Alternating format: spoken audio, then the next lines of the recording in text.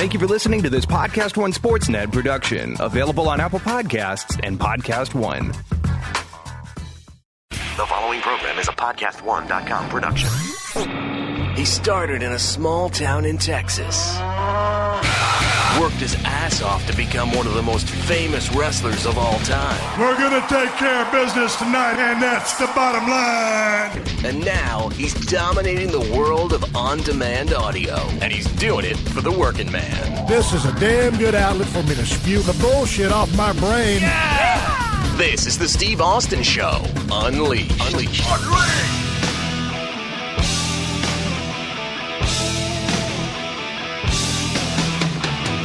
All right, everybody, welcome to Steve Austin Show. I'm coming to you from the mean streets of Los Angeles, California today. I'm sitting here in my office at 316 Gimmick Street. It's Wednesday afternoon, 4:15 p.m. We just got finished feeding the dogs. My wife is out there talking to the yard guy. The yard guy has already fucked up my podcast 3 different occasions. I thought I was going to outsmart him when I let him mow the front yard and head to the backyard. And then he sideswiped me when he came down the alley and turned his blower on, and I had to push the stop button on the goddamn gimmick recorder here. So nonetheless, I'll tell you what, today, C.T. Fletcher returns to the podcast. My old buddy. I went down to Iron Addicts Gym in the LBC, Long Beach, and we shot the shit about all kinds of stuff. The movie's about to start filming with Bill Goldberg, some of his Corvettes, and you're also going to hear about CT's 10 Commandments of Muscle Growth. And when CT tells you to grow, you grow. He's dropping a lot of knowledge today and also a lot of laughs. We're cutting promos on each other and talking shit, and we're also talking wrestling too, so we're going to have some fun with my man, C.T. Fletcher. Man, I tell you what, Jesus H. Christ on a popsicle stick. I've been trying to get this podcast done for the last 45 minutes. That yard guy got me all sideswiped over here. Discombobulated, cattywampus, flabbergasted, bamboozled, and hoodwinked. I don't know which way he's coming or going. Goddamn, but he's mowing and blowing, and that's what I pay him to do. So what the fuck? I guess, I knew it was coming. I knew it was Wednesday. Shit. Well, fuck Wednesday. Let's talk about Tuesday. I woke up the other day, and I knew it was my doctor's appointment, finally, for my second post-op visit for my rotator cuff and my bicep reattachment. This was hopefully going to be a step in the right direction so he can give me clearance to go to the next level of rehabilitation on my shoulder. Because this damn arm of mine, his right arm, is flat as a pancake, man. My arm, it ain't been this damn small in a long-ass time. Ain't got no pump to it, ain't got shit. So I need to be able to do some kind of light weightlifting before we start rolling cameras on the Broken Skull Challenge here in about 25 days. Shit. I'm going to be out of shape and have some sorry-ass jacks to go along with it. And competitors going to be blowing my ass out of the water. Anyway, I didn't know what time my appointment was, so I called the place where I do my rehab, and the girl that I normally talk to and the girl that booked my appointment wasn't there. And I said, man, I can't remember if my appointment's at 2:45 or what. And she says, the other lady on the phone, she says, well, I can look and find out. And she says, it's at 11 a.m. Well, shit, when she said that, it was 10:40 a.m. I said, okay, shit. I said, I got to go. I don't want to be late. So I jumped in the shower, got dressed, got in my car, and hauled ass over there. I walked into the doctor's office at 11 a.m. appointment. I walked in at 11:01. Now, technically, that's late. But in that office over there, for the most part, on a good day, you go wait about an hour to get in behind your scheduled time just because they're so damn busy and they're doing the best they can and they're just badass doctors. So, and there's a lot of people up in there. So anyway, I show up and I said, the lady said, okay, you're next. I said, okay. I said, Steve Austin, I'm here to see Dr. Elatrash. And I said, I couldn't remember when my appointment was. The lady told me it was 11. And she goes, Steve, your appointment's not till 3 p.m. And I'm thinking to myself, well, goddamn, what the fuck am I going to do now? I can come back at 3. And she goes, well, if you want to, just sit down and we'll try to work you in. So I said, well, I could drive home because it wasn't but, shit, literally 8 minutes to the doctor's office. So I said, well, what the fuck? I'll just sit down and let him work me in. Man, I sat there for 2.5 hours God damn, I was talking to some people that had knee injuries and shoulder injuries and all kinds of shit. Finally, I get in there. Fuck, I think I got in at about 2:15, damn near my original appointment time. Sitting there on a goddamn chair like Forrest Bench on that goddamn movie, Forrest Gump. You know, life is like a bunch of chocolates. Well, fuck a bunch of chocolates. I was fucking... Didn't know what time my appointment was. I get there, try to get worked in. Shit, I should have took my dumb ass home, done the open of this show, and then headed back to the doctor's office. Shit, I could have got the show to Stacy a little bit faster. Son of a bitch. Anyway, I go in to see the doctor. He's awesome. Dr. Neil Elatrash. Man, that son of a bitch does some good work. So, went in there, and, he's got his sidekick with him, the associate doctor, whatever they call him. You know, the guy he's kind of mentoring. I don't know what they call it in the medical field, shadowing, whatever. So puts me through a couple of different range of motion exercises. I move my arms for him. He likes what he sees, and he clears me on to the next level of rehabilitation. So that's the good news. I can start doing light tricep pushdowns, and I can start doing some light bicep curls. And I tell you what, I mean, I'm not going to be able to just jump on a bunch of heavy-ass weights. I'm going to have to work my way up to it. And I told him, I said, Doc, man, just because it's been so long and my shoulder's kind of feeling solid, I'm already doing some dumbbell presses with 10 pounds. And he said, well, I wouldn't have recommended that, but since you're doing it, I guess you can go ahead and keep doing it. And then he gave me a couple of exercises to do in my swimming pool, range of motion stuff where I move my arms back and forth with my hands spread to begin with for less friction. And then as I get better at it and my shoulder gets more solid, put my fingers together so I have more traction, because the harder you push, the harder, the effort is on the shoulder. So I gave me a couple of gimmick exercises to do, and so I'm doing that, and I'm trying to make a comeback, get ready to go film the Broken Skull Challenge, the toughest goddamn show on TV. Man, I tell you what, this show is going to debut on November 14th on Country Music Television, CMT. This is the baddest, toughest fucking competition show on television, bar none. And man, these guys are just, they're going to be out to crush it. And you talk about fun. We're going to lay it all on the line this year, mister and missus. We're going to kick ass this year, just like we have in the last few years. Fire up that Dodge Ram Charger, get out the Kawasaki Mule, and say, hell yeah, let's get it on. 3 rounds competition. 8 people show up, 7 people leave, 1 person stays to take on the motherfucking Skull Buster, the baddest obstacle course in the United States of America. You goddamn right. I'm looking forward to getting out there and filming that damn show. Out there in the middle of nowhere, Agua Dulce, California, on a mountain, in the desert, hot-ass sun, beating our asses. Every now and then a gust of wind coming through. I'm going to have 3 levels of 50-block sunblock to save my albino ass from the sunlight. Shit. It can't happen fast enough. Hey, before we get to CT Fletcher, I got to give a big ups to a longtime sponsor of the Steve Austin Show, my man Diamond Dallas Page and DDP Yoga. Dallas and his crew are the ones who put together the Resurrection of Jake the Snake documentary, and this is one badass documentary. But you ain't got to take my word for it. Just look how well it's doing on Netflix. Right now, as I speak, The Resurrection of Jake the Snake is the 6th highest rated documentary of all time on Netflix. Congrats. People are loving the documentary, and not just wrestling fans. So check it out on Netflix. Be sure to give it a rating after you watch it so you can help them out. You can also get the documentary on Blu-ray and DVD now. And the collector's edition comes with 20 bonus features, including a commentary track narrated by Dallas, Jake, and director Steve Yu. So just go to ddpyoga.com/Austin to get the Resurrection of Jake the Snake Collector's Edition DVD or Blu-ray, along with your copy of the DDP Yoga program. And if you do it now, you will save 20% off your order. DDP is giving you guys a once-in-a-lifetime deal right now. You heard me right. You will get 20% off anything you buy at ddpyoga.com/Austin. Don't miss your chance to try DDP's life-changing DDP Yoga program. Folks, it's more than just a damn workout. This is a way to live a healthier life. The proof is in all the results that Dallas has gotten, all of his clients. DDP is going to give you everything you need and then some, and all you got to do is commit. So get the Resurrection of Jake the Snake documentary. Get yourself on the DDP Yoga program and do all that for 20% off by going to ddpyoga.com/Austin. That is ddpyoga.com/Austin and get 20% off anything you buy for a limited time. Steve Austin.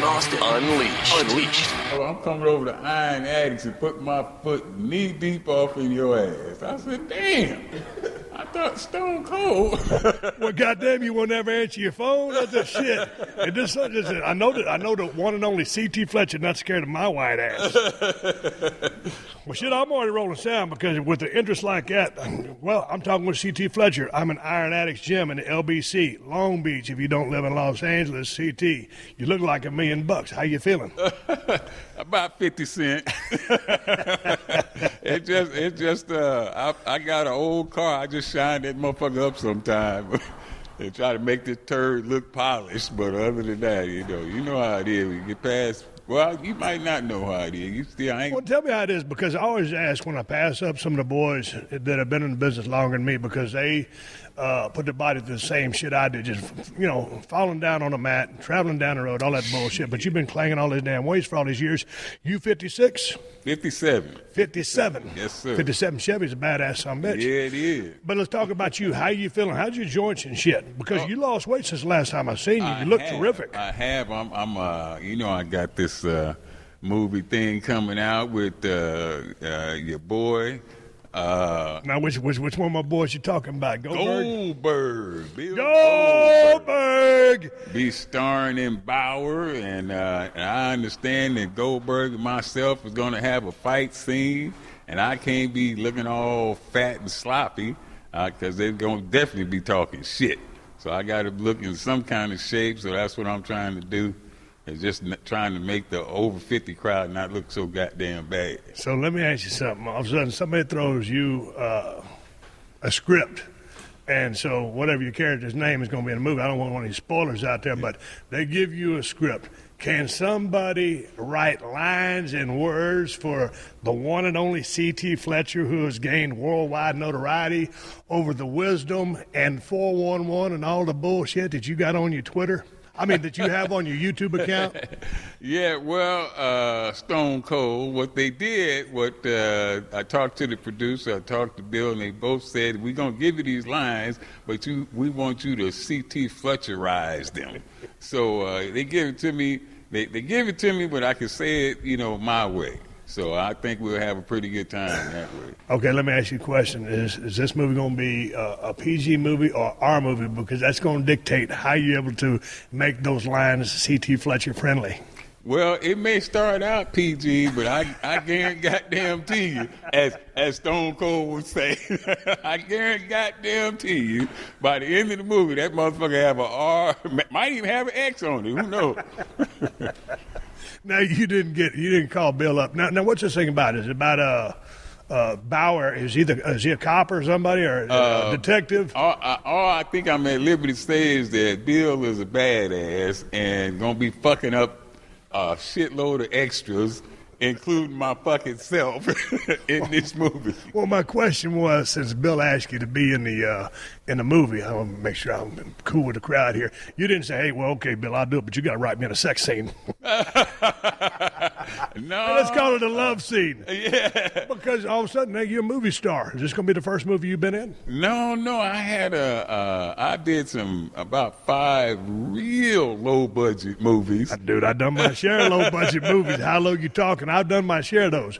So you've been in a few? I've been in a few super low-budget movies, the only hardcore people, the followers, Iron Addict followers have seen them, and when they see them, they post them, and, but I think we made the movie for about $500. That is low budget. Yeah. Let me ask you something. When I started doing some low-budget movies, I thought, hey, man, I got to be this character. Shit, I thought I was Daniel Day-Lewis, like trying to really be somebody else, and I'm not. But, after I stepped back, and I don't really care to do the movies anymore just because I don't like memorizing shit. Yeah. And so, but my point is, I thought I had to be some character. When I look back, All motherfuckers wanted to see was me just basically being stone cold and fucking shit up. Exactly. So did you try to go all je ne sais quoi and Daniel Day-Lewis and make a character, or were you just CT? Well, for the brief few moments that I was in the Batman Unlimited Director's Cut edition, I didn't make the theatrical edition. I made the shit you buy on DVD. I was myself. And I actually had a couple of lines. I was so much myself, I had a couple of lines, they cut them motherfuckers out. Because I was too much myself, stone cold. They said, all right, CT, we want you to ask the guy if he has any gum. That was my only line. Just ask him if he has any gum. But we want you to say it like CT Fletcher would say it. So I walked up to the guy and I said, say, motherfucker, you got any gum? And that shit, for some reason, didn't make the goddamn theatrical cut. They cut me out, put me on the, the fucking cutting room floor. So I was a little hurt, but I did make the goddamn DVDs, and people, hey, CT, we seen you, and that was pretty cool. Well, man, where you guys going to film this movie at? Because I was just spending some time. I spent some time over at Goldberg's compound. I went over there. I wasn't even planning on spending a night because I just want to get out of man's hair. But then we started drinking beer, and one thing led to another, so there I was. Yeah. And so he was telling me a little bit about the movie. Are y'all going to film that motherfucker in Georgia or here in Cali? I heard Louisiana. Oh, okay. I just knew. I thought potentially it could be somewhere in the South, so it's Louisiana. Yeah. So here's my thing. How long are you going to be on location? Are you in this whole motherfucker, or are you going to come down for a couple of days? I have, they told me I'm going to be there for a week. Okay. So they can shoot my shit in a week. It won't take long for Goldberg to fuck me up. And I can be on my way back home and do something else. So tell me, how was the pitch when Goldberg said, "Hey, CT, I got this movie, I got this thing you'd be perfect for"? What was the whole song and dance? It was so fucking simple. It was like a conversation with me and you. Hey, CT, I'm coming down to your gym to do a goddamn podcast. Let me know what time, Stone Cold, and my ass will be there. I said, hey, Bill, let me know when and where, and my ass will be there. Just like that. For me, 3 years ago, 3.5 years ago, nobody knew who the fuck I was, unless they was a hardcore power lifter. So for Stone Cold Steve Austin, Bill Goldberg, to call me up on the fucking phone just 3 years later, that, for me, that's a fucking, it's like unbelievable. That's like living a fucking dream, man. I told you I was wanting to be a professional wrestler. I told you that, right? Damn, I can't remember. I've been hitting that with so many steel chairs. I just remember I was here. Yeah. Did you go through any training? I sure did. I trained at Seaside Gym in downtown Long Beach. Who was training you? Oh, man. Ex-wrestler, and he was Lord something or Baron something. I don't remember, but the motherfucker had a cartoon face. I remember that much. So what happened? Well, I loved it. See, even I thought that I would be a real good fit because I think that, everybody in there is big, strong, agility, and all that stuff. But the promo, I thought the promo is where I would excel. And therefore, I thought I'd be very good at it, and so did the guys that were teaching me. I had a ball. I slamming motherfuckers. I was young. I had slamming motherfuckers left and right. But even back then, when you were just going through the physical training in the ring, you were already thinking about promos. Oh yeah. Have you definitely. always had a way with words? Well, I always thought I had a way with words. I always thought I'm a pretty good shit talker, and I thought the best wrestlers had the combination of being like yourself. Not only could you whoop ass, but you could talk some good shit, boy. Stone Cold's one of the best shit talkers on the planet. The Rock is up there as one of the best shit talkers. So the popularity, they had all the moves. But there's some guys that can wrestle their ass off. But you stick the mic in front of their face, and it's fucking nothing. You get nothing. Man, you got to be able to do the thing in the ring, but you got to make people care about you. Definitely. Whether you want them to love you or you want them to hate you, you got to move the needle on the emotional fucking tachometer. Right. So, with all the YouTube videos that you've put out, millions of downloads, and I go back and I was watching some of those old powerlifting videos, and you was just quiet CT, scientific CT, powerlifting, and then so how did you spin up to where you are now? I know it's who you are. It's organic to you, but you weren't that back then, or were you? You were just being straight up in those old videos. Those videos I'm talking about. Oh, I definitely know. And Steve, I was doing a promo the way I was asked to do a promo. Okay. I have never changed. Anybody have known me for all these years, then they know that I've been the same for my whole life. I haven't changed, but I had to be clean. I got you. Yeah. So that was straight up informational, and maybe there was a product attached to it. So yeah, you just couldn't be the CT no, that I know. They told me anything. I slipped and said fuck, and they was like, oh no, you can't do that, man. So no, there was none of that. They wasn't having none of that. Hey, so you're talking about Goldberg. I just got it because I was over his place. I thought you guys are old time or long time friends. How did you guys ever meet? Well, he called me up one day, and asked me to be on his podcast. And I was fucking stunned and amazed. I'm like, same way when you called me. I was like, what the fuck? And I think Mark Bell set us up, though. I knew Mark Bell, and he knew you. And so I had a little foot in the door. Knowing Mark Bell, he set that up. But so did he come down here to Iron Attic? You go up there to I went to Goldberg. I went up there. Yeah, I went up there. He's been here though. He came for the grand opening and stuff like that. But for the podcast, I went. Did he train with you? No. Dude, I was going to train with you, but I got this bad wing. So each time I come, it's my second time here. I gotta pass. Hey. One of these days, I got to bring my sorry, crippled ass over here in shape enough to train with the legendary CT Fletcher so you can drop a bunch of 4-letter bombs on me to motivate my fat ass to get in fucking shape. Oh, my God. Can you handle that, or you going to puss out on me? Want that? Oh, wait a minute. Yeah, I just called him out there rolling video camera over here. Called the man out in his own gym. No, wait a minute now, Stone Cold. Please return fire. I know you got something back for me. Stone Cold. Yes, sir, I sure do. I'm tickled now. Let me get it. Stone Cold called me a motherfucking pussy in my own motherfucking gym. Stone Cold called me a bald head pussy in my own gym. Ain't that something? That's what kind of hospitality is that? God damn it. Stone Cold, I tell you what, before you leave here today, I want you to do me a favor. Yeah.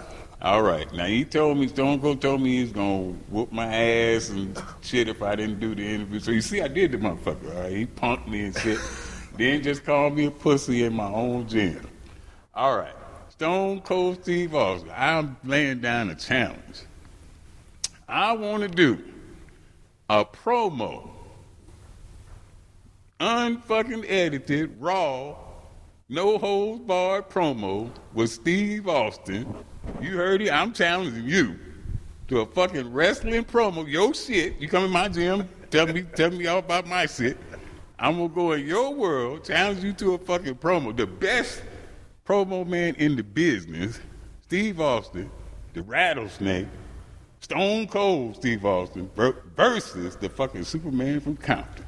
This Saturday night, Madison Square Garden, WrestleMania. Be there, motherfucker. You know they got WrestleMania 33 coming up. It's going to be down in Orlando, Florida. What about you and me? Oh, my God. No. Fuck that. Fuck you and me. You and me got to be on the same side. Shit. Oh. We're representing Los Angeles. You by way of the LBC, me and the MDR, we're going to be a fucking tag team. Now, the question is, can the WWF find some motherfuckers that are tough enough or can promo with us to make a goddamn match that the people will be interested in? Because I know I can bring my shit.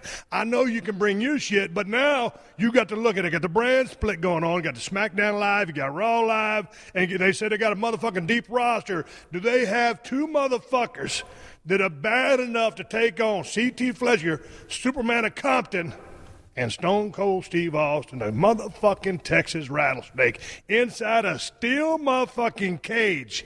Do you think they possess somebody of that caliber? Obviously, the answer is a strong hell no. You can't find nobody to fuck with us. But I double goddamn dare you to try, motherfucker. Vince McMahon, reach off in your fucking pocketbook and try to pull out a couple of motherfuckers to take me and Stone Cold off. You can't do that. You ain't got enough money to buy a motherfucking take us home. Anytime, any place. The rattlesnake and the Superman just kicking fucking asses left and right. God damn. All I can say to that is amen. Hey, now here's the thing, CT. When I called you a pussy a while ago, I did that with all due respect. I didn't even want to come in here and motherfuck you. I called you a pussy out of respect. So there's a difference, because if you call a motherfucker pussy, or like the other day I called CT, just straight up, to tell him the truth, I said, big bald-headed motherfucker. Yeah. But I called you. I couldn't just see it's different. You walk in here, you call someone a pussy, and just fucking around with it, or you can do it and be serious with it, and motherfucker get mad, and everybody starts throwing down. I'm just fucking around. Hey, check it out. I got to take a minute to say thanks to everyone for supporting the great sponsors of this podcast, including TrueCar.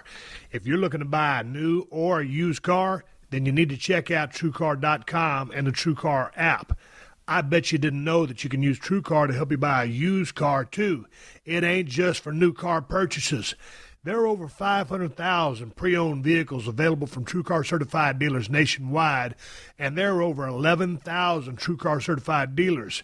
And TrueCar lets you get upfront pricing information on new and used vehicles and lets you see what other people paid for the car you want so that you feel confident you are getting a fair price. With TrueCar via their TrueCar pricing curve, you see what other people paid for the car and you lock in your guaranteed savings. Then you can connect with a local certified dealer of your choosing, take them your TrueCar Guaranteed Savings Certificate, and make your car buying experience quick and easy. Over 2 million cars have been sold to TrueCar users by the TrueCar Certified Dealer Network, and TrueCar users save an average of over $3,000 off MSRP. So when you're ready to buy a new or used car, visit TrueCar.com or download the TrueCar app to enjoy a better car buying experience. Some features not available in all states. Hey, check it out. I want to talk a little about cars. Oh, man, my favorite fucking subject, almost. What's your favorite?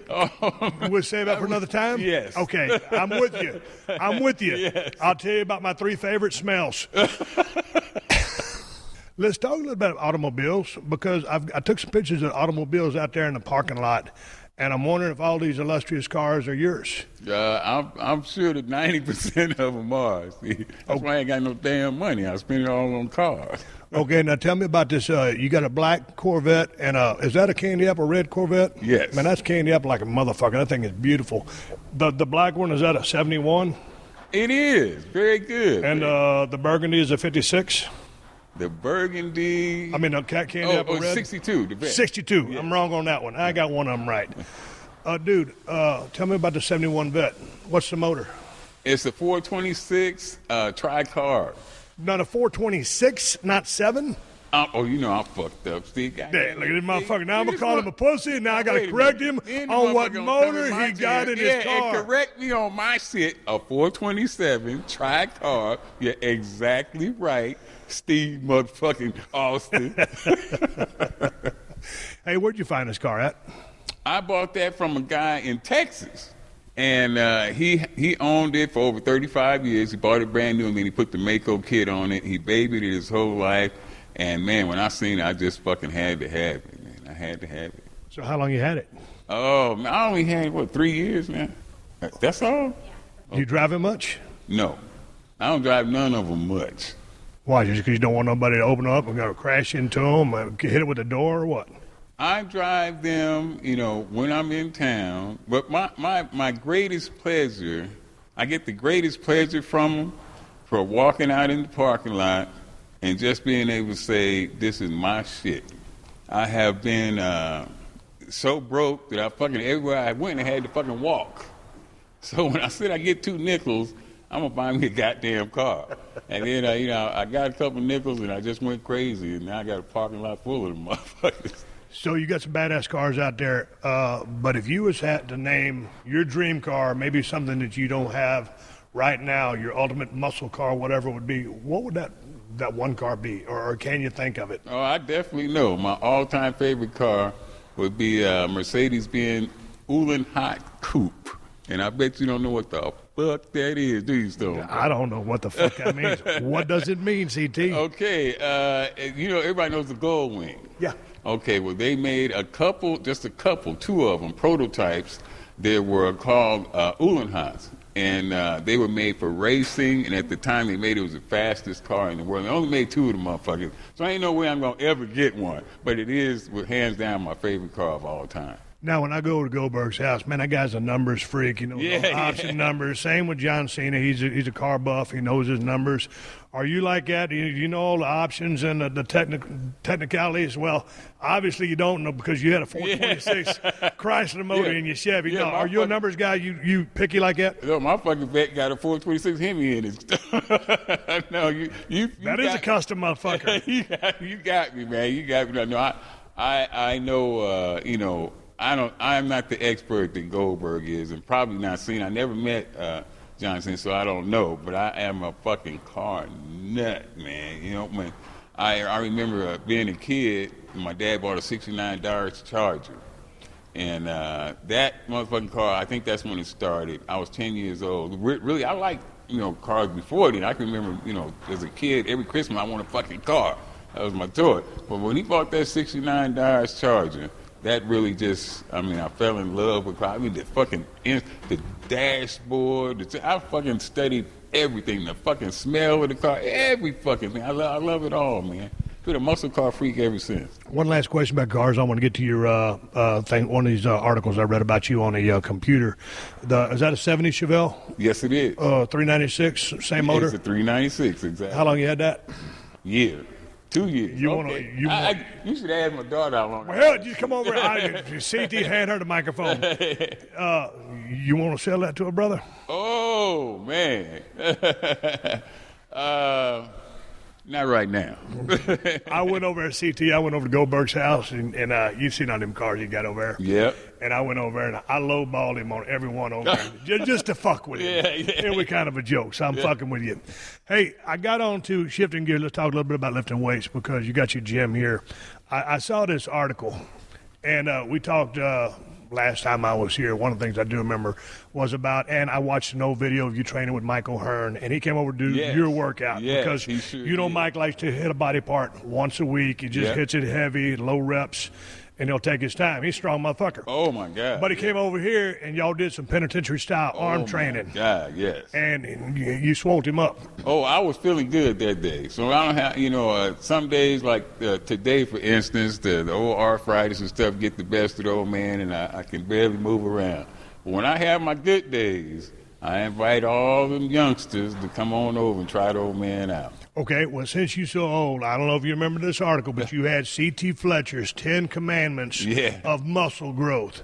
One of them was train your mind harder than your body. Explain that. Oh, my God. I'm glad you asked me that for two reasons. The Rock has this thing out now where he wants people to send in videos to possibly lead on his baller show. It was a nice show. I like the show. And he said, people send in your videos, and if you like it, we're going to use it as, the lead on the show, to open the fucking show up with. The people ask, CT, you going to do it? You going to do it? You going to shoot it? And I said, no, I don't want to do it that way, goddammit. I know Stone Cold Steve Austin. I fucking know Bill Goldberg. Sooner or later, I'll get the Rock's ass over here, too. I don't want to have to. But if I was to make a video leading to what you just asked me about, the mind, it would be about the mind. If I shot the video, the mind would be the opening thing. Is what makes a mortal immortal? What makes a man into a superman? What does it take to separate the chump from the champion? What is it? What is it? Is it speed, agility? All of those things, as you know, will fail. They gonna fail you sooner or later. You gonna get old. You gonna get tired. Or they will fail. All this physical shit will fail. At one time, Stone Cold's the baddest motherfucker stepped inside the squared circle. But I bet you can't do everything you used to do. I can't do everything I used to do. But I'll tell you what, goddammit. Stone Cold Steve Austin, CT Fletcher, you ain't gonna match our fucking will. My fucking will is strong as when I was 19 years old. I'm just as strong in fucking will as ever. You will not fucking out-will me. You might out everything else me, but goddamn it, will is what separates the goddamn Trump from the champion. The goddamn second place contender to the motherfucking top podium. It's the fucking will of the athlete that separates you. That's what I meant by that, Stone. I dig it. Let's talk about number 2, because this is interesting. I know you can expound upon this as well. You say never accept someone else's limitations. Oh, man. So many motherfuckers, I know you heard this, Steve. So many motherfuckers will tell you what you can't do. Oh, no, that's just impossible. You can't do that. You got an injury. Oh, Steve, you'll never be back from that. You can't get back from, no way you can come back from that. It's just too debilitating. You done. Hang your trunks up. Shit. They don't fucking know you. No, you don't know. You can't tell me what the fuck I can't do. The only way, it's going to take me to tell me that shit. I don't give a fuck what nobody else say. You can't tell me what the fuck. You can't tell Stone Cold Steve Austin he can't do something. You crazy? I dig it. Talk about this. Pain is essential. Oh. Because I know you just can't lollygag up in the gym, go 10 reps like it ain't nobody's business, nothing hurt, put the motherfucker down, and expect to get anything out of it. So pain is essential. Please expand. It is essential. Any fucking birth. A woman having a baby is painful, but look what she get. Look at her reward for going through that pain. At anything with great reward, you have to suffer. You got to go through some pain to get it. If you don't go through no pain, first of all, it ain't worth it. And if you take your punk ass in the gym, you spend an hour and a half in there, and you ain't hurting, your ass ain't done shit. You probably was in there on your fucking cell phone for an hour and a half and thought you worked out. Before I go to the next one, you just touched upon a big thing. Everybody is on their cell phone these days doing all kinds of shit. I was just talking to Gabriel Iglesias, and every time I see someone riding down the road, if the other dude, if it's a girl or a guy riding in the shotgun seat, they're on the phone. If they're trying to cross the street, they just look for the pedestrian light, and they don't even look both ways. They just cross the road, they don't give a shit. Yep. So when I see all these people in the damn gym, if I'm on my phone, it's because I'm in between my set and I'm pushing the button to the next song or whatever I'm doing. I ain't fiddle fucking around playing Pokemon Go and none of that other stupid shit. I'm trying to get my business taken care of in the gym. But I see these people, and they're either reading a magazine, or they're just or they're on their phone texting to someone, or they're talking to the personal trainers, and they're just having a conversation. I'm like, if you ain't going to be in a goddamn gym to either fucking put up a hell of a sweat or go through the pain, what you talking about, all the pain you've suffered, you've gone through to push yourself to the powerlifting records that you set, to be able to achieve the notoriety that you've been through, it all sounds good. Maybe that's your form of therapy. If you want to go talk to a motherfucker and pay him $100 an hour to train your ass, it might as well be a shrink. Yep. But I don't understand people with mindset to do that, because you ain't getting shit done but wasting an hour of your life. Yep. Oh my God. Well, we exactly see eye to fucking eye on that one. It's just, as a broke ass personal trainer now, not a guy that was doing well. When I was a broke ass personal trainer, I first started out, I didn't have a 2-3 client, because they come to me and train once and I wouldn't see them no motherfucking more. Just because of that, I say, hey, look, if you don't want to train, stay your punk ass at home. You wasting my time and your time. Take your motherfucking $50 back, motherfucker. I don't need it that bad. I'd rather fucking go hungry. And send their ass on back home. They'd come there, oh man, and start complaining before we even started. Yeah, but I see it all the time, and more power to them. But then, on the end of the personal trainer, I'm thinking, man, you got to hold yourself to a higher level than that. Yeah. But again, it ain't my racket to tell somebody what game they are. But number 4, you say listen to your body. Yeah. How so do you mean listen to your body? Okay, people say, hey, CT, I'm doing the same fucking thing. I'm doing the same fucking thing, same thing you told me. I'm doing the same exercise I see in the magazines, and ain't shit happening. Not ain't shit happening. I don't see a a fucking difference. What they are doing is mechanically going through the fucking motions. I mean, the Arnold and all the greats back in the day, they would always visualize in their mind how they wanted that body part that they were training to look. If I want motherfucking mountain peak biceps, I'm gonna visualize a fucking mountain peak when I'm doing my curls. If I want fucking quadzillas like Tom Platt's fucking ridiculous ass cartoonish legs, and that's what I'm gonna visualize. They only go through the mechanics. They go in there and do the same fucking thing over and expect a different result. Ain't gonna happen. But in listening to your body, and you got to visualize the body you want, but in listening to your body, I mean, yeah. as strong as the mind has to be, the pain, but at some point, if your body's saying, hey, bitch, you've been beating the fuck out of me. Maybe today I do need to take a light day. It's okay to listen to your body. Say, hey, chill out for a second. You know, that is a very true point, but it also... I have gone, it might be, and a whole lot of people are not going to agree with me. I've gone into the gym to train, and I did a particular exercise, and that motherfucker felt fantastic. I'm like, oh my God, every fucking curl felt fantastic. And you know what I did for that fucking hour and a half or 2 hours that I was in? I fucking curled. I didn't do another fucking exercise. I did the same fucking exercise for an hour and a half because my body kept telling me, damn, this shit feel good.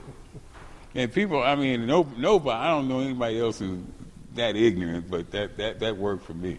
Hey, before we go on to the next one, a lot of times when I'm doing my podcast, CT, over in the MDR, man, I got sirens and helicopters and fire trucks going by. There's a motherfucker just drove by here with a loud-ass exhaust. I'm trying to make a goddamn award-winning podcast, so it don't matter where. I got a metal door back here rattling. I got a dude filming. I told him I ain't even ready to be on camera because I got a bad rotator cuff. I ain't looking like CT Fletcher. I'm about to take that camera and throw that motherfucker across the room and put my foot up somebody's ass, but I want to get this shit out of here. I'm trying to win a goddamn award with this podcast, and motherfuckers driving by here pissing me off. CT, I thought you run a tight ship over here. What the fuck? Hey, look, I closed the fucking gym. No, yes. I'm just kidding you. I closed the fucking gym down for Stone Cold. You know you don't see no bunch. Look around That's here. me. That's a fucking ghost town up in here. CT. Hey, and Stone Cold threatened my cameraman. Our nickname for him is Crazy Drew. So Crazy Ass Drew, and when he Stone Cold just threatened you, motherfucker, he got a close up. Stone Cold Steve Austin threatened you. That's why we call him Crazy Ass Drew. Because when Stone Cold threatened your ass, you don't get no goddamn close up. You step back. CT, but we're trying to get these motherfuckers to get in shape, and so one of your keys is you say don't let your body adapt. What do you mean by that? Constantly change shit up. Just constantly change shit up. Don't do the same fucking thing all the time, you ignorant motherfucker. Now, when you're training somebody, and just like you said a while ago, is man, if you don't want to train hard, you might take your punk ass home. Yeah. But so you tell a motherfucker that, right? Oh, definitely. I mean, Steve, I feel like this. If I can fucking die 3 times and have my chest split open, got a fucking metal valve in me, and I just have a very low tolerance for pussies and whining and shit. I just can't fucking stand your fucking ass. So it's just, I'd rather see him go on home or get another trainer. I am going to borrow that, a very low tolerance for pussies. I'm going to borrow that, and when I say it, be it known that it came from C.T. Fletcher. If I'm going to steal somebody's shit or borrow it, I'm going to let you know where it come from. I will use that. Multiple angles are essential to growth. Like you said, sometimes if a curl's feeling good to you, hey man, you're gonna stick with that curl. But motherfucker, what you're saying is you can't just hit that motherfucker from the same shit all the time. You got to fucking hit it with some different angles. Thank you. That's right. Exactly. See, you explain. I don't need to explain. You explained the fuck out of it. That was perfect. Well, hell, I'll move right along and shit. Fuck if I nail something, I'm running with it. Yeah, man, but just hit your muscles from different angles. But, at the end of the day, though, CT, your favorite movements are your favorite movements. Yeah. And, your bread and butter shit like a bench press, an incline, a standing military, or just a preacher curl, whatever the fuck it is. Yeah. Your go-to movements, because I got mine. Yeah. Because to a point, for me, dude, I ain't blessed with the greatest genetics in the world. I got what I got, so I can hit it from all kinds of angles. But I know for me, angles, but also, it ain't like I'm not going to get a Schwarzenegger peak by doing preacher curls and concentration curls just because I don't have those genetics. That being said, hitting it with angles will maximize my potential. Exactly. And let me say something. Stone Cold coming in, he's talking about how out of shape he is and how he feels. We are athletes that have been at one time on a super high level, like Stone Cold, like myself. If there's any chink in our armor, we'll put that motherfucker up on a pedestal. And it just, but this motherfucker step in the ring tonight. Don't let him fucking fool you. Stone Cold. I know how old he is. I ain't gonna tell you how old he is, but I know how old he is. Fucking damn sure don't look like it. Me and Stone Cold whoop all y'all ass. CT, what do you mean when you say learn the meaning of overload? Oh, yes. A lot of people, think they know. There's so many fucking scientists and goddamn smart motherfuckers out there. See, they know what the fucking mean. Overtraining and overload and all this goddamn shit. The meaning of overload, to me, you put a little bit more on there than your max or near your max is. You're able to add a little bit to that and train safely with it.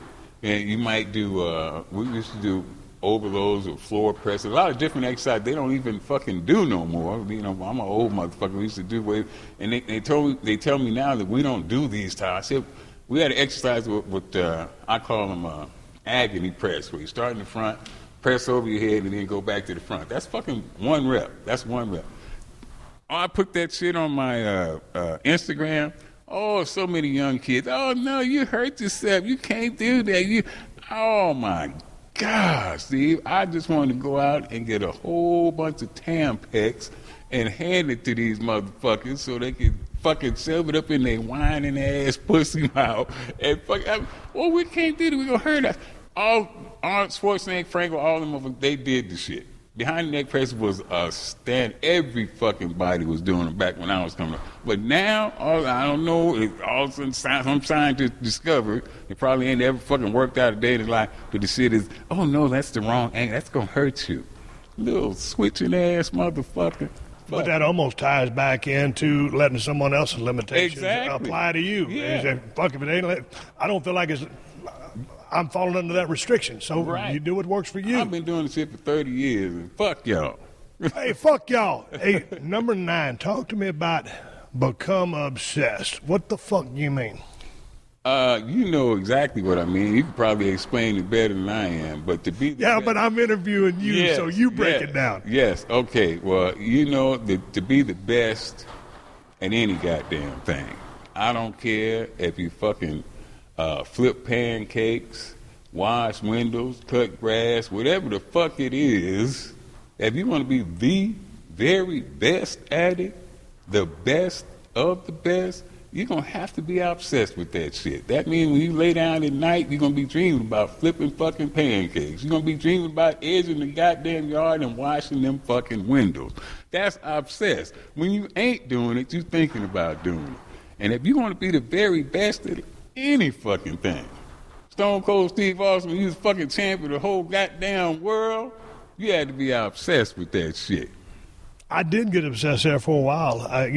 Originally I got into business just to be a pro wrestler, but then, the obsession of trying to be successful, wanting to be successful, and you get that first belt is like, if you ain't, dude, if you don't have your eye on having that belt or being as best you can in whatever you pursue, and not everybody's wired that way. Yeah. But like you just said, if you want to do that's something your at the desire, highest level, that's and if your you don't desire. become half-ass obsessed with it or full bore, if you don't give a fuck, unless you just got those grade A fucking genetics and you can just kind of coast by and achieve greatness, but that don't happen for most people, because if you don't apply yourself, dude, you can have a guy with less genetics beat you because he is obsessed. Yeah, and that's a crime. It happens. Yeah, it happens in every fucking sport.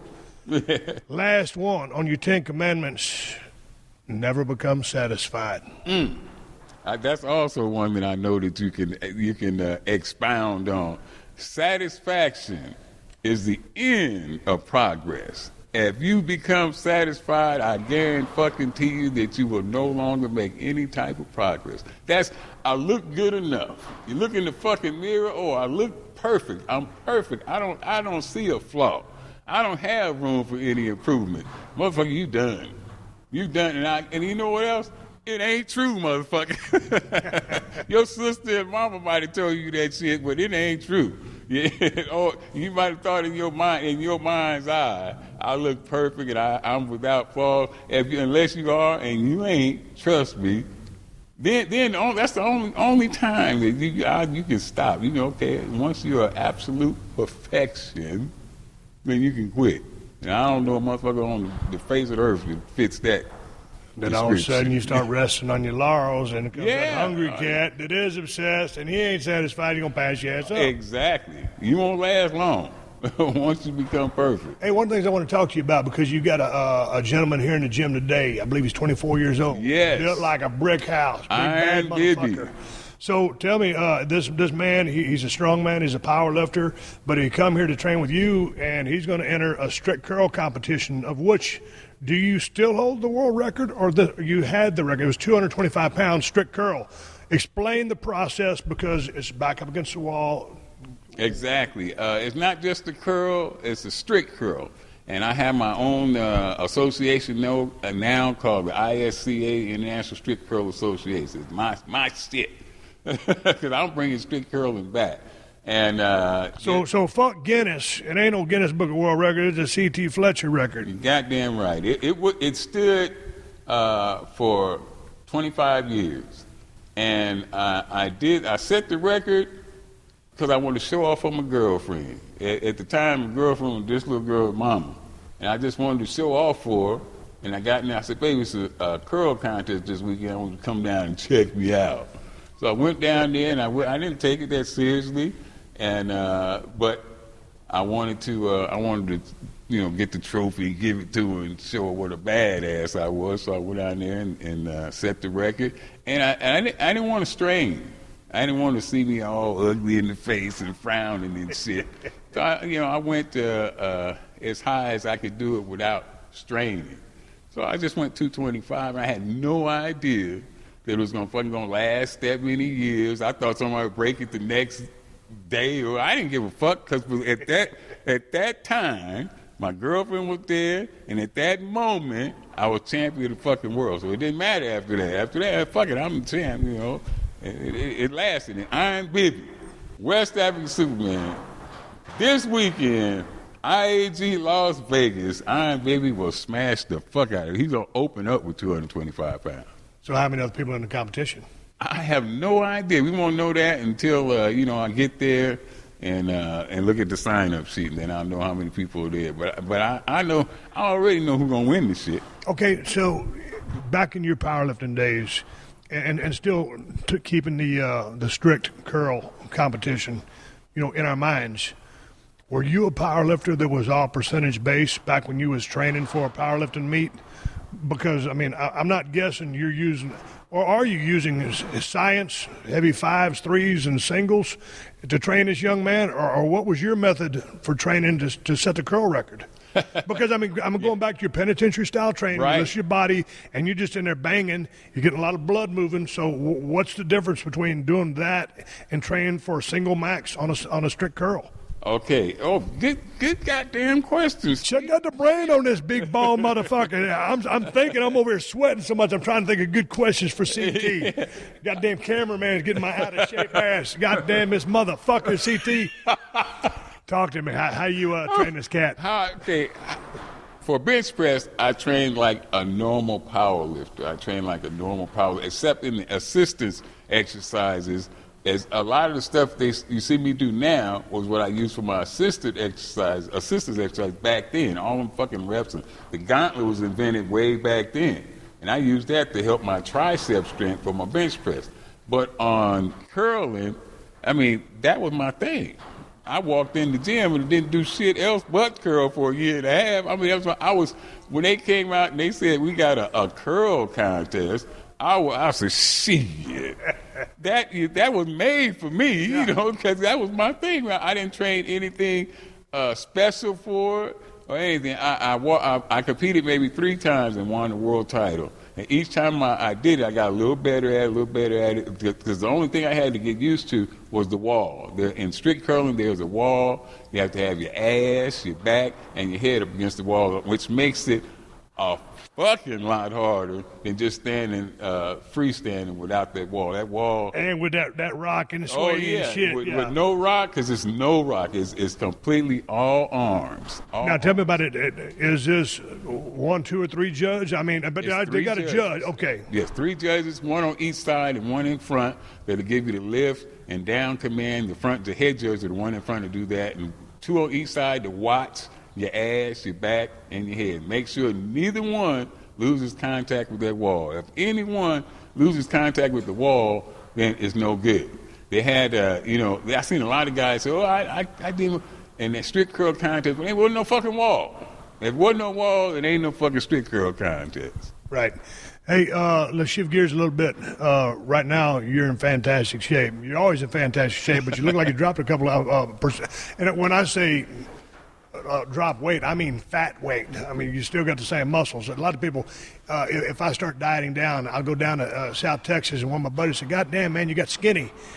And you know CT is like a bodybuilder or a person who lifts weights or a power lifter. Woo. Motherfucker, because you don't lift weights, it ain't called skinny, it's called lean. Oh, my. Because skinny gets your ass whipped. Oh. That's a motherfucking insult. I didn't get skinny, bitch. I lost body fat. Big fucking difference. Definitely. You treading on thin ice when you call the motherfucker a skinny that's working his ass off every day to do you smoke just start bowling underneath my fucking baseball cap like motherfucking shit. Skinny. So anyway, you leaned up, but you started doing some boxing. Yeah. Dude, I took a boxing class the other day because there's one right there by my house. And, dude, man, my anterior delts will be on fire just for holding my stupid-ass hands up. And the dude told me, goes, you want me to train you like an actor or you want me to train you like an athlete? Of course, what I'm going to say. Yeah, I'm going to train me like an athlete. Yeah. So every time I drop my hand, that motherfucker pop me in the side of the head. And when you got a motherfucker trying to teach you how to box and you drop your hands, and when he starts popping in the side of the head, you keep your hands up. Yeah, you going to keep them up. So what possessed you to want to start getting into boxing? Man, I've always said it, and I'll reiterate it, that boxing is my all-time favorite sport. It is my all-time favorite sport. It has been since, I could walk. And I always loved it. I went back. I've been in and out of boxing gyms. I shout out to Hill Street Boxing right across the way from Hill Street Boxing in George over there. Get motherfuckers.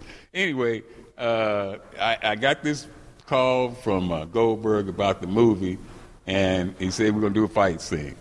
And I don't want to look like a 57-year-old goddamn Social Security recipient has-been washed-up motherfucker. So I said, I had the bright idea that I would take my ass over to Hill Street Boxing and get in a little shape, 2-3 rounds. I ain't going to do nothing seriously. I just want to be able to, motherfucker say, hey, that old motherfucker moved pretty good. That's all I want. That's all I want. And goddamn, you say you... It hurt me more to hit that fucking pad than I wouldn't. If I was to hit somebody, it probably would fucking hurt me a lot worse than it would hurt them. After the first round, I was like, "What the fuck did I get myself into? Oh my God, I need to take my old ass somewhere and sit the fuck down." So how'd the lessons go, or how are they going? Are you picking it up? They're definitely still going because I'm too fucking ignorant to quit. I'm an ignorant old motherfucker. How long you been at it now? This will be the 3rd week. Just 3 weeks. Well, see, it's fun, man, because I got off on hitting the pads, but then the dude was just telling me, he goes, man, don't try to kill the pads. Yeah. You just, speed, just. Right, just touch it. Just touch it. Yeah, just touch it. Pop, Yeah, and then he starts calling out the combinations or the numbers, and I'm like, fucking. I'm throwing shit like, man, I'm hitting the wrong fucking glove. Yeah. I think now I got to be a rocket scientist and learn how to fucking throw hands. Say it. Hook, uppercut. Just say it, motherfucker. Yeah. You fucking me up with them numbers. Now, here's the question. If you have this fight scene, here's the thing that always got me, because when I had this little chump change part in the Expendables a long time ago, I was in a fight camp, and we was down there in New Orleans, and we was in this warehouse for 3 weeks. Man, I'm in there sweating my motherfucking ass off, learning to fight, right? And so I'm fighting with Sly, and he's a cool dude. Right. So I'm number 32 on the call sheet. He's number 1. And so he's directing it, he wrote it, he's starring in it. So he saw the fight that they put together, and they filmed it themselves. The fight guy's going through it so Sly could look at it. Right. So Sly gave it a thumbs up. Well, I'm in there learning that motherfucker like Einstein, E equals MC squared. When we went down in that dungeon, wherever we was fighting in an old bunker down in New Orleans, I knew the fight. Man, well, here's the thing. Sly approved the fight, but he didn't know the fight because he's directing and starring all the other bullshit. Too much so he ain't had the time to rehearse it like I did. Right. So, dude, man, first thing that happens is we butt heads. And I put a gash in his head. He took 2 stitches to close it up. Dang. And here's the thing, CT. I know the fight. But when number 1 and number 32 butt heads in a fight, it's number 32's fault. Yeah. You know what I'm saying? But so anyway, we got through the fight. But my point is, to come back to you, is fighting for camera is a pain in the ass for me because, like in the business of pro wrestling, it really is a lot like dance. Right. Because, you're throwing shit in there, you're pulling, but it's a work of art. And you're used to it, and it's what I did. Now, when you fight for camera to make everything look like it connects, it's all about the angles and where they position the cameras. And so you don't really you touch body shots and stuff like that, but fighting for camera is a pain in the ass. Have you ever fought for camera? Yeah. I did another real low-budget movie. Well, damn, I don't want to say it. I don't know what the fucking budget was. But I know my pay was fucking low as fuck, so I figured it had to be a low-budget movie. It was the first time, and Goldberg got me that part also.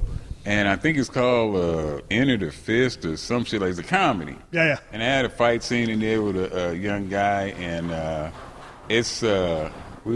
you're right. It's a lot different, and I guess that'll help me with this one. But we're fighting in the back of I can't say that. But anyway, it's a confined area that we're fighting in. So I don't have to move around too much, thank goodness. But the thing about it is, a lot of people that come up with, they got a taekwondo background, karate background, person, what do they call them, those little routines they call? Katas.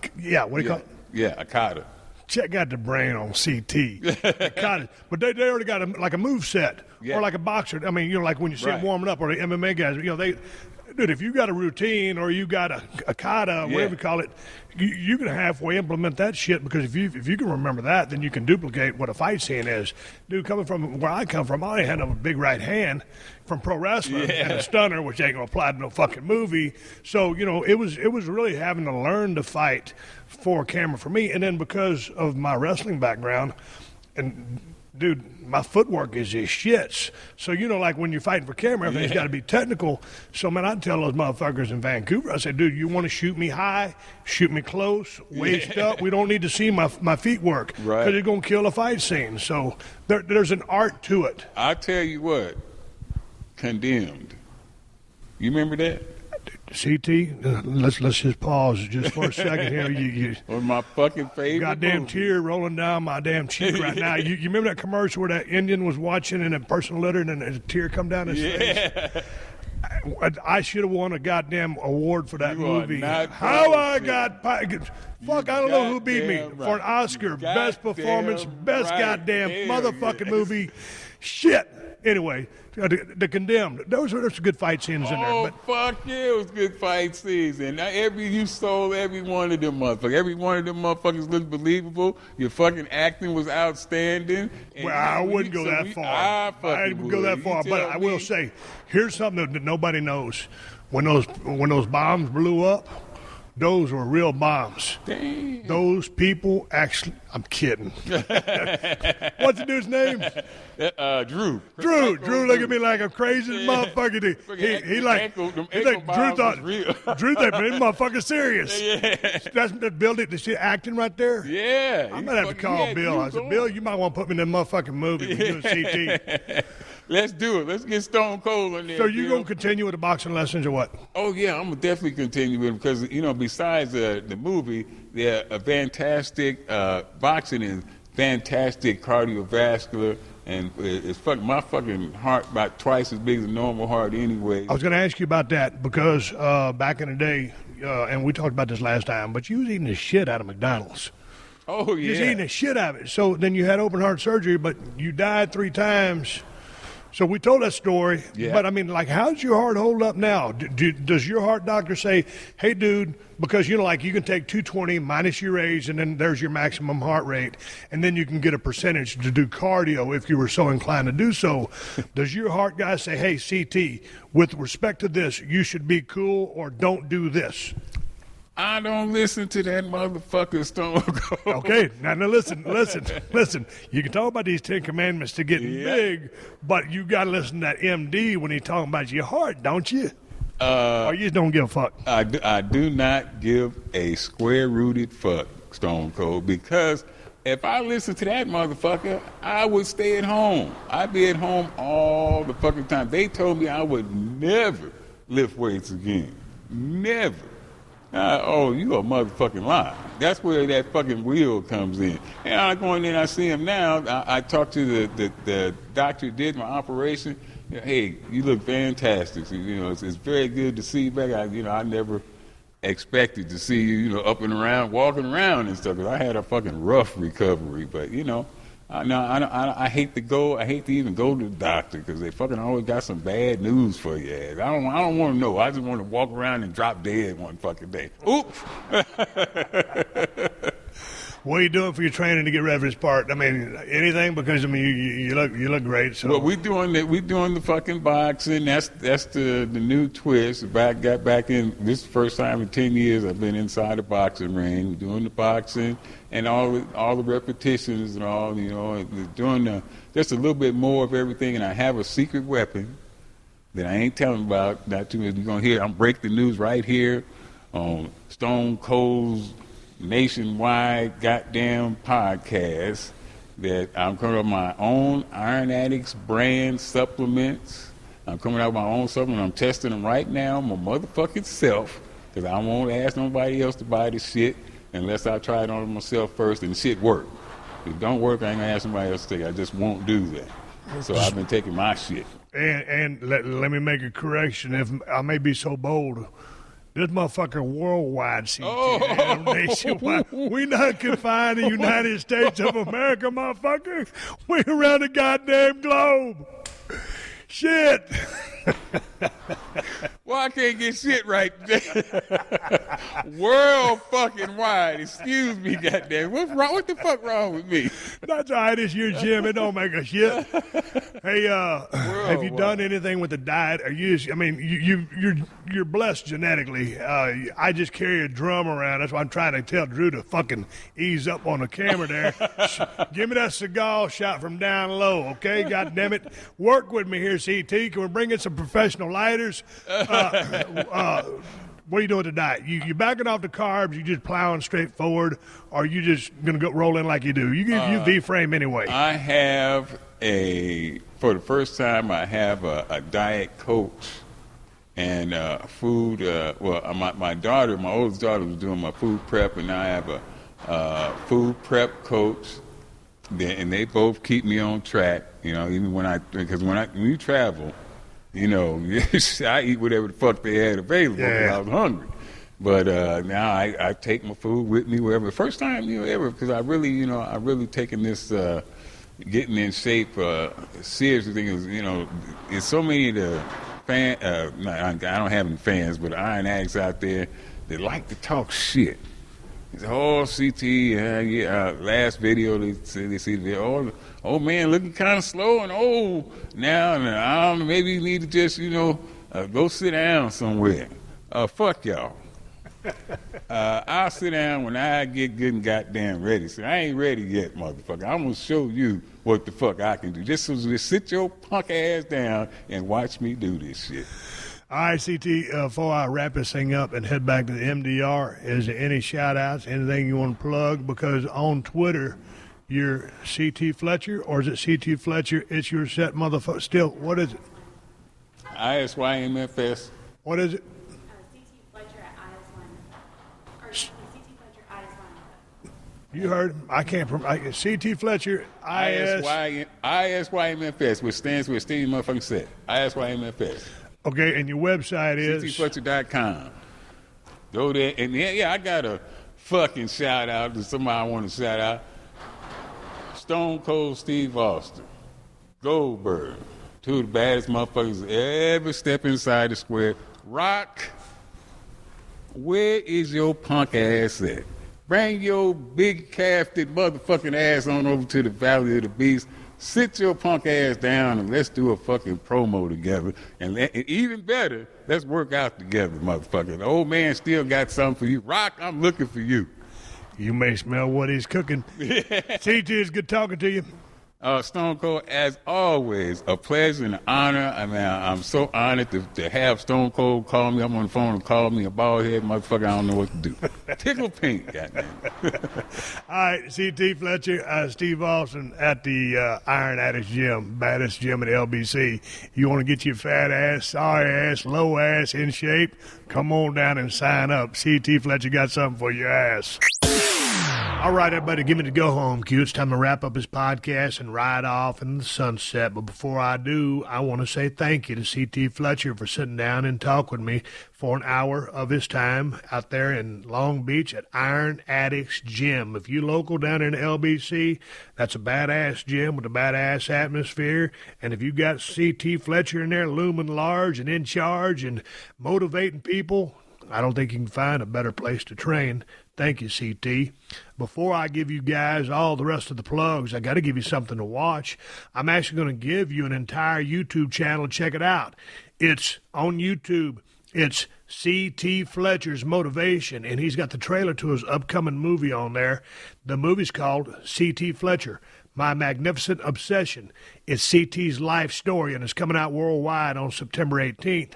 But you can see some behind-the-scenes footage and trailer already on YouTube. He's also got all kinds of videos out there to help you with your weight training and your fitness programs.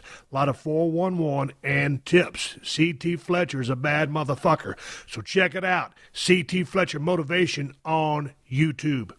All right, let me get a couple more plugs in while we doing plugs. Plug 316 said, I just tried to plug something on this motherfucking podcast. You can find all my badass Broken Skull t-shirts at BrokenSkullRanch.com. You can find a link to order Broken Skull IPA from El Segundo Brewing Company on BrokenSkullRanch.com. And in California, you can find Steve Austin's Broken Skull IPA at Whole Foods and Total Wine.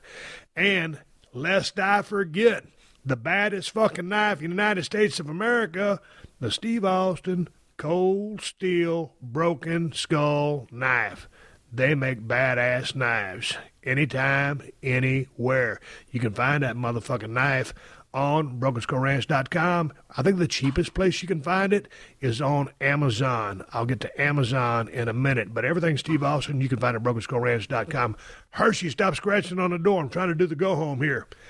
Gang, I appreciate y'all supporting the sponsors of it. God damn it, hang on. Goddamn Hershey, she was scratching on the sliding door. I got this thing closed up. It ain't soundproof. I'm not in a sound booth. I'm sitting here in my damn office with a damn Pearl Beer neon clock. Second hand spin around like a rotisserie chicken. Hershey scratching at the door. She won't go away. She got to be in here with her dad.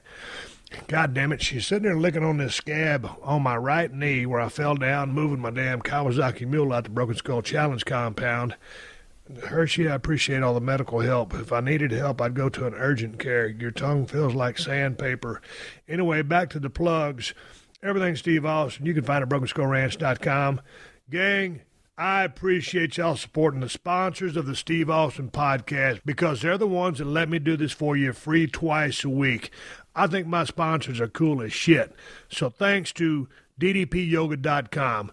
Go to ddpyoga.com/Austin to get 20% off anything you purchase for a limited time, including the new collector's edition of the Resurrection of Jake the Snake documentary. I want to give a big shout out to TrueCar and, of course, to Amazon, who've been supporting this podcast since day one. You can find that Broken Skull cold steel pocket knife on Amazon. They got the cheapest prices, ship it right to your damn door. Use my links, because if you use my links, it'll help out the podcast in the process. Anytime you're doing any online shopping, if you use my Amazon links, they'll kick back a couple of bucks to the podcast and help us pay our production costs, and it don't cost you nothing extra. There ain't no hidden fees or charges. You can buy whatever you plan on buying and help out the podcast in the process. Goddamn, that's a win-win. You get what you want at a great price delivered to your house, and it helps us pay our production costs over at PodcastOne. Fuck, I like it. Anyway, you can find my Amazon links by going to PodcastOne.com, clicking on the Killer Deals button in the top right corner of the page, and then hitting the Steve Austin Show button. For Christ's sake, I got Amazon links for Amazon USA, Amazon UK, and Amazon Canada. So, one more time, in case you missed it the first time, just go to PodcastOne.com, click the Killer Deals button in the top right corner, then click on the Steve Austin Show. All of my great sponsors are there. All of my Amazon links are there, too. And Amazon will kick back a couple of bucks to the show every time you use one of those links. If you bookmark it, that means you can go to it in one step and not go through that whole rigmarole that I just told you about. Hey, man, keep listening, folks. The 60-second AP News headlines are coming up next. Until the next time, folks, my name is Steve Austin, and I will catch your ass down the road. Out. Download new episodes of Steve Austin Unleashed every Thursday at PodcastOne.com. That's PodcastOne.com.